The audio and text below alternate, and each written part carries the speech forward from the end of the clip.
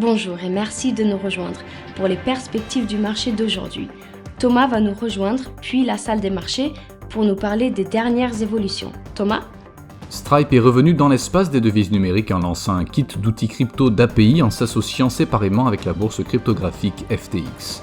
Les rendements du trésor américain ont atteint des sommets de 2 ans et demi, tandis que les prix du pétrole ont chuté, les investisseurs ayant pris en compte les commentaires positifs des pourparlers de cessez-le-feu entre la Russie et l'Ukraine, ainsi que les attentes de la première hausse de taux par la Fed. L'optimisme des entreprises britanniques commence à faiblir à mesure que l'impact potentiel de l'invasion de l'Ukraine par la Russie sur l'inflation et les dépenses de consommation se précise, a déclaré la Confederation of British Industry. L'action Nike a chuté de 3% lors de la dernière session, le signal haussier de l'indicateur ROC conforme à l'analyse technique globale. L'euro a connu une légère hausse de 0,2% par rapport au dollar lors de la dernière session, l'indicateur CCI indique un mouvement baissier. La paire livre sterling-dollar a fait une légère correction à la baisse lors de la dernière session, perdant 0,2%, l'indicateur Williams indique un marché survendu.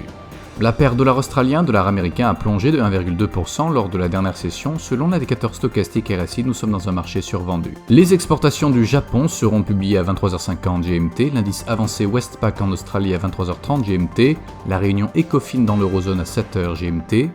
L'indice Redbook des États-Unis sera publié à 12h55 GMT, les importations du Japon à 23h50 GMT, les minutes de la réunion de la RBA en Australie à minuit 30 GMT.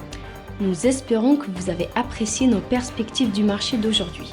De la part de toute l'équipe, nous vous souhaitons une journée de trading productive.